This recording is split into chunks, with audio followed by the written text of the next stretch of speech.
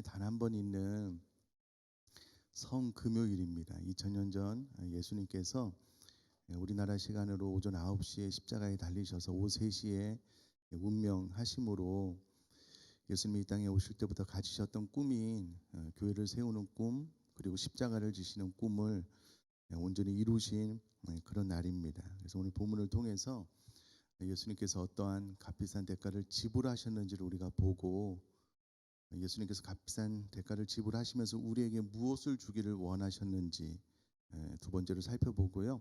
마지막에 세 번째, 예수님께서 운명하시기 전후로 어떤 사역을 하셨는지 세 가지로 살펴보려고 합니다. 우선에 우리가 예수님의 이 십자가 사건은 우리 교회가 세워지고 난 이후에 이제 15년이 지났기 때문에요. 매 고난 주간마다 또 금요 성령 기도회 때 이제 금요일마다 아마 예수님의 십자가 사건에 대해서 많이 들어서 아실 텐데, 그래도 한 번만 더 우리가 좀 마음속에 새기면 46절에 보면 제 9시쯤에 이제 오후 3시인데요. 그 전까지 어떤 일이 있었냐면 45절에 정확하게 제 6시로부터 우리나라 시간으로 정오를 말하고요. 제 9시까지 온 땅에, 그러니까 오후 3시까지 하루 중에 가장 밝아야 될 시간에 가장 어둡게 되는, 예수님이 십자가를 지실 때 가장 밝아야 되는 그 시간에 가장 진한 어둠이 내리게 되었고요. 제 9시쯤에 우리나라 시간으로 오후 3시쯤에 예수님께서 크게 소리질러 엘리 라마 사박다니 하셨는데요. 이는 곧 나의 하나님 어찌하여 나를 버리셨나이까 하는 뜻입니다. 우리가 이 대목에서 의사가 바라본 예수 그리스도의 십자가 고통은 얼마나 클까, 또 과학자가 바라본 예수 그리스도의 십자가의 고통의 그 과학적인 증거에 의한 고통이 얼마나 클까라는 책들을 이렇게 읽어보면은요, 우선에 우리나라의 손의 개념은 이제 손목 위까지 손이라고 하는데요. 유대인들의 손의 개념은 손목까지를 말을 하고요. 손의 못이 바뀌었다라고 하면 우리는 대부분 이제 손의 못이 바뀐 것을 생각을 하는데, 예수님께서 손과 발의 못이 바뀌셔서 십자가에 매달려 계셨기 때문에요. 이곳에 큰 대못이 바뀌면 대부분 사람의 몸의 무게를 감당하지 못해서 찢어지게 된다는 거예요. 그래서 요즘은 대부분 예수님의 십자가에 달리실 때에 손의 못이 바뀌었다라고 했을 때는 손목에 못이 바뀌었다라는 것으로 이해를 하고요. 손목에 커다란 대못이 박혀 매달려 있게 되면 정확하게 우리가 그 느낌을 알 수는 없지만은요, 총알이 관통한 듯한 느낌을, 고통을 받는다라고 합니다. 그리고 그 상태로 십자가에서 매달려 있게 되심으로 온 무게, 체중을 오른손과 왼손 그리고 발에 박힌 못으로 지탱해야 되셨기 때문에, 못이 박힌 것만 해도 총알이 관통한 듯한 고통을 받는데, 그 위에서 그 무게를 다 감당해야만 되니 그 고통은 이렇게 말로는 이렇게 다 설명할 수 없는 그런 고통을 받으셨고요.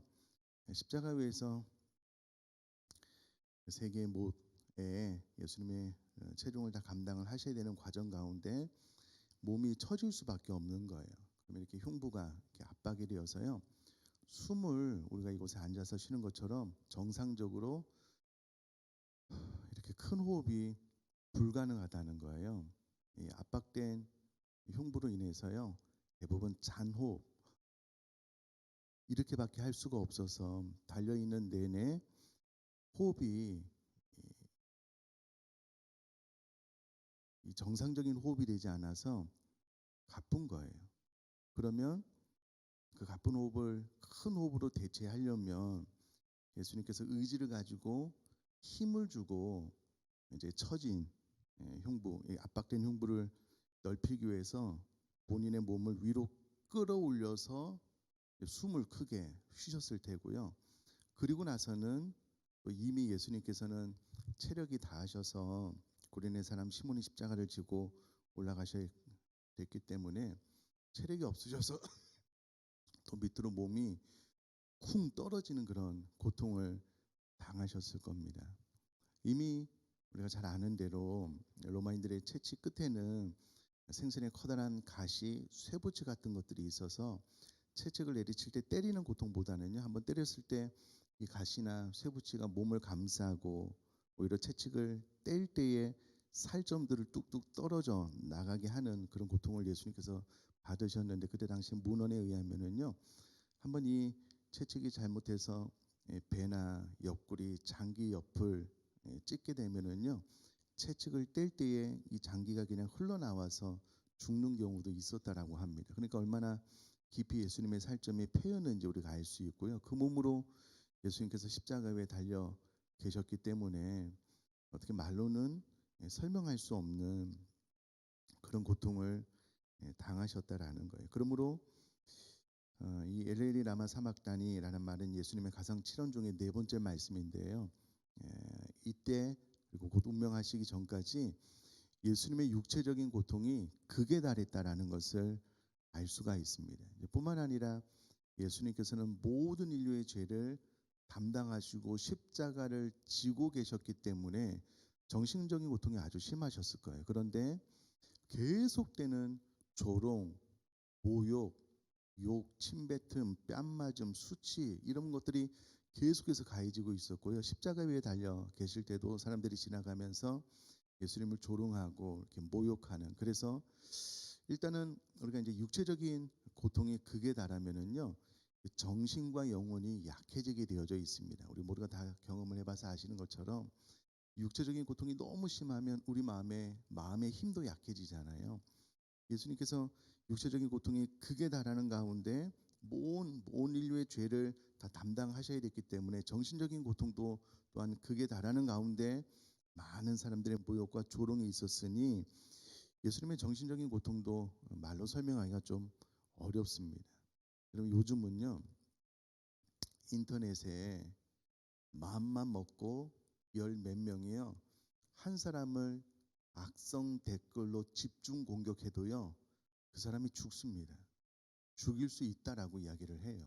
그만큼 이 악성 댓글의 공격력, 파괴력이 엄청난데요. 그거를 뭐 10명이 넘는 숫자가 번갈아 가면서 한 사람을 집중 공격해도요, 그 글만 읽어도 사람의 뼈가 마르고 죽을 수 있대요. 예수님께서는 모든 인류의 죄를 다 담당하시고 이, 이 깨져만 가는 이 육체적인 고통 가운데 계속해서 모욕과 조롱이 있으니 정신적인 고통도 극에 달했다라는 것을 알 수가 있고요. 이 46절 말씀을 통해서 예수님은 단 한 번도 하나님과의 영적인 단절을 경험해 본 적이 없으신데 지금 단 한 번도 경험해 보지 못한 모든 인류의 죄를 죄 없으신 예수님이 짊어지심으로 그 죄에 대한 대가를 지불하는 가운데 하나님도 외면할 수밖에 없었거든요. 그러니 하나님과의 어떤 분리, 처음 겪는 이 영적 고통, 이 모든 것들이 다 한꺼번에 몰려오고 있다라는 것을 이 구절을 통해서 알 수가 있습니다. 그리고 이때 당시에 예수님께서 스스로의 어떤 그 고통도 잘 대처하기 어려웠을 것이다라는 것을 추측할 수 있는 대목이 오늘 본문은 48절에 있는데요. 그 중에 한 사람이 예수님의 그 처절한 고통을 보고 곧 달려가서 해면을 가져다가 신포도주에 적시어 갈대에 꿰어 마시게 하거늘, 이것은 갈증을 해소하기 위해서 제공되는 음료의 한 방법인데요. 원어로 보면 마시게 하거늘, 이것을요 원어를 보고 직역을 해보면 그가 계속해서 그에게 마시게 하고 있었다라는 원어적인 의미가 있습니다. 이게 무슨 말이냐면요, 예수님이 너무나도 처절한 고통 가운데 계시니까 그 중에 한 사람이 그래도 좀 목을 축일 수 있는 음료를 예수님께 제공하려고 하는데 예수님께서 그것을 받아 마실 수가 없는 거예요. 그것을 의지를 가지고 삼킬 힘도 없으신 거예요.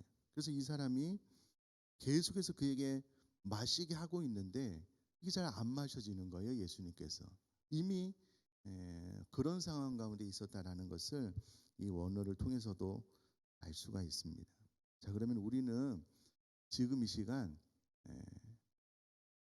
또 생각을 멈추고 이 말씀에 집중을 좀 해서 왜 예수님께서 지금 이와 같은 고통을 당하고 계신가 생각을 해야만 됩니다. 자꾸 우리 마음속에 새겨야 되고요. 내면화시켜야 되는데 우리가 잘 아시는 대로 내가 받아야 될 죄의 형벌을 대속 예수님께서 대신 지시는 것이잖아요. 우리들의 죄사함 그리고 죄사함을 통한 구원을 가져다 주기 위해서 예수님께서 지금 이 엄청난 대가를 지불하고 계시는 거잖아요. 우리가 이것을 이게 성금요일 오늘의 이 새벽에 생생히 좀 기억하시면 좋겠습니다. 이게 너무 처절하기 때문에요. 우리가 이제 예수님의 고난이라는 영상 이제 영화를 다 보셨을 텐데 보면은요 차마 눈을 뜨고 잘 보지 못할 정도의 처절한 고통이 십자가에서 가해지셨는데 이것을 우리가 외면하면 안 되고요. 오늘만큼은 정확하게 직시하고 목도하면서 왜 예수님께서 그와 같은 고통을 당하셨는지 마음속에 새기셔야만 돼요. 깊이. 그래야만 우리 내면에 우리를 위하여 십자가를 지신 이 주님에 대한 고마움과 감사, 은혜로 삶을 살게 되고요. 이 고통을 외면하게 되면 나를 위하여 어떠한 대가를 지불하셨는지가 마음속 깊이 새겨지지 않기 때문에 그만큼 깊은 감사가 나오기가 어려울 것 같아요. 이 첫 번째 장면을 좀 깊이 우리가 이따 찬양하면서 또 새기고 기도했으면 좋겠고요. 자, 또 하나는 그러면 왜 예수님께서 이와 같은 고통을 당하셨는가라고 했을 때에 우리들의 죄사함과 구원을 이루기 위함이다라고 말씀을 드렸는데요. 예수님께서 그러면 이와 같은 대가를 지불하시고 난 이후에 이 땅 가운데 일어난 일이 무엇인가라고 했을 때 참 감사한 것은 오늘 본문에 그것을 또 잘 설명을 해주고 계십니다. 50절에 예수님께서 크게 소리 지르시고 영원히 떠나가시고 난 이후에 바로 있었던 일 51절에 보니까는요. 그래 한번 51절 다 같이 한번 읽겠습니다. 시작. 이에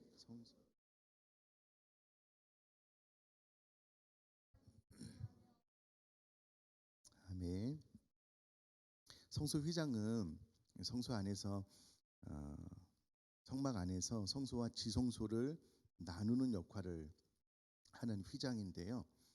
이 휘장이 얼마나 강한지 휘장을 쫙 펴서 양쪽 모퉁이를 묶어서요. 소에게 묶어서 동시에 네 마리가 사면으로 끌어서 찢으려고 해도 잘 찢어지지 않을 만큼 강하게 짜진 것이 이 성소의 휘장이다라고 이야기를 합니다. 그런데 성소 휘장이 위로부터 아래까지 찢어져 둘이 되고 원어로 보니까는요. 한 번에 완전히 단번에 찢어졌다라는 그런 의미입니다. 그러니까 소 네 마리가 한 번에 정확하게 동시에 이렇게 끌고 가서 찢으려고 해도 잘 안 찢어지던 휘장이 예수님의 죽으심 이후로 단번에 찢어졌다라는 것은 이제는 1년에 단 한 번 대제사장이 그 지성소에 들어가서 죄사함을 받고 하나님의 거룩한 임재를 경험했던 것들이 이제는 모든 예수 그리스도를 믿고 따르는 이들이 누구라도 그리스도의 보혈을 힘입어 지성소로 들어가 하나님의 거룩한 임재를 경험할 수 있게 되었다는 그런 의미잖아요. 그러면 예수님께서 값비싼 대가를 지불하시고 나서 우리에게 주어지는 혜택이 무엇이냐면 언제 어디서나 예배당에서뿐만 아니라 가정에서도 그리스도의 보혈을 힘입어 지성소 안으로 들어가 죄사함을 경험할 뿐만 아니라 하나님의 거룩한 임재를 경험할 수 있게 되었다라는 거예요. 그 길을 예수님께서 열어 놓으셨다라는 것이고요. 땅이 진동하면 큰 지진이 일어난 듯한 그런 진동이 있었고 바위가 터졌다라는 말은 정확하게 원어로 보니까는요. 무덤을 막고 있는 바위가 갈라졌다라는 그런 의미입니다. 그냥 일반적인 돌이 터지고 갈라진 것이 아니고요. 그때 당시에 무덤을 막고 있었던 장년 여러 명이 밀어야만 움직일 수 있는 거대한 돌들이 이것도 원어로 보면 휘장이 찢어진 것과 같은 의미가 있어서요. 그냥 터졌다라는 것이 팍 박살났다는 의미보다는 둘로 갈라졌다라고 이해를 하시면 좋겠습니다. 그리고 52절에 보니까 무덤들이 열리며 자던 성도의 몸이 많이 일어났다라고 기록을 합니다. 죽었던 자가 살아나게 되므로 예수님께서 부활했다라는 것을 또 사전에 사실이다라는 것을 드러내게 되므로 죽었던 이들이 살아나게 된 그 기사가 오늘 본문에 기록이 되어져 있습니다. 그러면 자, 예수님께서 대가를 지불하시고 난 다음에 우리에게 어떤 혜택이 있어야 되냐면 예배당에서뿐만 아니라 삶의 모든 처소에서, 그것이 가정이 됐던 직장이 되었던 운전을 하던 버스 안에 있던 지하철에 있던 모든 장소 안에서 하나님의 거룩한 임재 안으로 들어갈 수 있게 되었다라는 거예요. 이것이 오늘날 예수님께서 값비싼 대가를 지불하시고 우리가 누릴 수 있는 혜택이라는 거예요. 여러분, 안타깝게도 시간이 지나면서 사단의 속임을 통하여 이 거룩한 임재를 교회 안에서만 느낄 수 있다고 생각을 하는 거예요. 가정에서는 잘 안 된다고 생각을 하는 거예요. 이건 속임입니다. 그렇지 않습니다. 우리가 해봐서 다 아시다시피 가정에서도요, 언제 어느 곳에서도 거룩한 예배와 거룩한 임재가 가능합니다. 그러므로 이 모든 것들을, 이 혜택을 저와 여러분들이 마음껏 누릴 수 있게 되기를 주님의 이름으로 축복합니다. 제가 그런 생각을 했어요. 여러분, 어떤 우리가 물건이 되었던 집이 되었던 우리가 엄청난 대가를 지불하고 그것을 샀어요. 예를 들어서 이 성경이 고대 사본이어서 10억의 가치가 있는 거예요. 그래서 제가 10억의 가치를 주고 샀어요. 이것이 내 것이 됐잖아요. 근데 내가 값을 지불하고 샀는데 그 사람이 이것을 저에게 안 줘요. 그럼 여러분, 얼마나 제가 억울하겠습니까? 얼마나 답답하겠어요. 값을 지불하고 내 것이 되었는데 안 주는 거예요. 피부로 좀 잘 안 와닿는 것 같아서 여러분이 10억을 지불하고요. 지불한 채 샀어요. 이사를 가려고 하는데 그 사람이 안 내놔요. 내가 값을 지불하고 샀는데 얼마나 억울해요. 얼마나 이게 말이 안 되는 상황이에요. 예수님께서 10억과 비교할 수 없는 자신의 생명, 보혈을 흘려서 값을 지불하고 성소의 휘장을 찢어버리셨어요. 우리가 언제 어느 때나 거룩한 하나님의 임재 안으로 들어갈 수 있도록. 근데 그게 내 것이 안 돼 있어요. 그럼 일단 1차적으로 내가 억울할 뿐만 아니라 이 값을 지불하신 예수님이 얼마나 억울하시겠냐고요. 엄청난 대가를 지불하고 십자가의 고통을 지불하고 값을 다 지불하고 우리에게 혜택을 주어 우리로 하여금 누리게 해 주셨는데 극히 제한적으로 누리고 있다면 우리도 억울한 거고요. 예수님도 억울한 거예요. 그러므로 여러분, 예배 시간뿐만 아니라 삶의 모든 처소에서 이 하나님의 거룩한 임재를 경험할 수 있게 되기를 주님의 이름으로 축복합니다. 자, 땅이 진동하고 넘어가고 바위가 터지고 난 다음에 성소의 몸이 많이 일어났어요. 자, 이것도 한번 생각을 해보자고요. 죽었던 모든 영혼들이 다는 아니지만 예수님의 부활이 맞다라는 것을 증명하기 위한, 그리고 성경의 표현에 의하면 한두 명이 아니고요, 많이 죽었던 사람이 살아났다고요. 그러면 오늘날 예수님의 거룩한 보혈로 인하여 우리가 죽었던 영혼이 살아나는, 소송하게 되는 혜택을 누려야 되잖아요.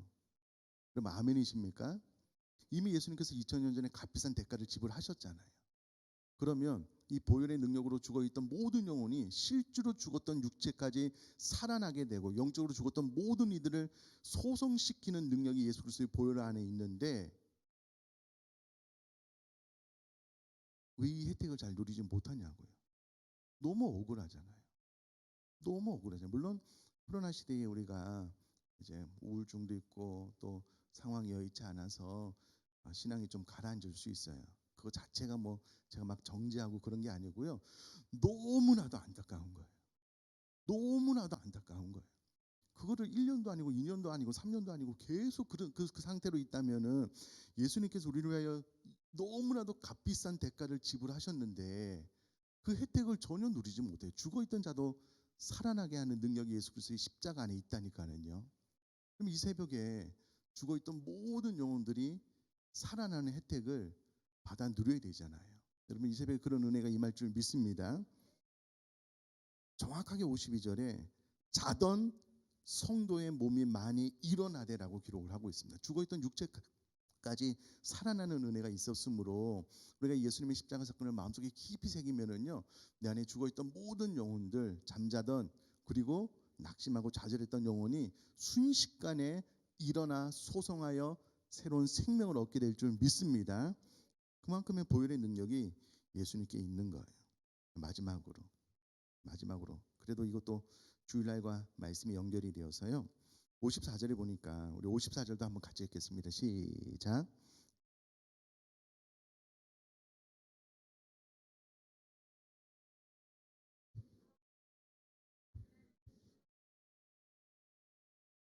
아멘. 백부장은 로마의 백부장을 말하고요. 100명의 수하를 거느린 자인데 예수님의 십자가 사건, 십자가를 죽이는 일을 주도했던 역할을 했던 사람이 이 백부장이잖아요. 그리고 함께 예수를 지키던 자들이 막 지진이 일어나고 예수님이 운명하시기 전에요. 제일 밝아야 되는 그 시간에 막 어둠이 칠흑 같은 어둠이 임하니까 깜짝 놀란 거예요. 아마 땅이 진동하는 일은 흔하게 경험할 수 있는 일이 아니잖아요. 그리고 나서 심히 두려워하는 마음이 생겼는데요. 이 마음이 생겼다라고 해서 곧 이는 진실로 하나님의 아들이었도다라고 고백할 수는 없어요. 이 백부장에게 놀라운 심경의 마음의 영혼의 변화가 있었다라는 것을 알 수가 있습니다. 그것을 어떻게 알 수 있냐면요. 이는 진실로 하나님의 아들이었도다라는 고백이 어디에 나오냐면 마태복음 14장 33절에 나와요. 그때 어떤 상황이었냐면요. 예수님께서 물 위로 걸어오시는데 베드로가 나로 하여금 걷게 해주십시오. 걸었다 물에 빠졌는데 예수님께서 건지시고 배 위에 올라왔을 때에 제자들이 한 고백이 바로 이 고백입니다. 이는 진실로 하나님의 아들이었도다. 전생에 의하면 이 백부장은요 복음 전도자가 되었다라고 합니다. 그러면 예수님께서는요 운명하시기 전에 한쪽 편 강도를 내가 나와 함께 낙원에 있겠다 전도하셨어요.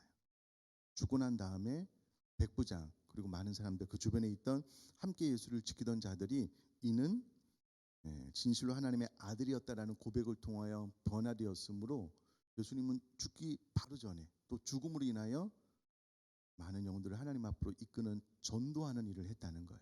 그러면 여러분 우리가 부활에 포커스가 여러 가지로 맞춰질 수 있는데요. 이번 주 주일날은 이제 이쪽으로 포커스를 맞추려고 하는데 왜냐하면 예수님께서 죽음 이전에도 죽음 이후로도 죽어있던 영혼들을 거듭나게 하여 예수 그리스도를 믿게 함으로 구원시켜주는 은혜가 있었기 때문에 그렇습니다. 자, 이것은 또 주일날 이어서 말씀을 나눌 것이고요. 우리가 이제 두 가지 우리 찬양팀 앞으로 나오시면 좋겠고요. 기도도 좀 부탁드리겠습니다. 두 가지 예수님께서 나를 위하여 어떠한 대가를 지불하셨는지 좀 십자가 사건을 마음속에 좀 깊이 새기고요. 또 그로 말미암아 우리에게 주기를 원하셨던 혜택을 우리가 다 받아 누릴 수 있는 그런 시간 되었으면 좋겠습니다.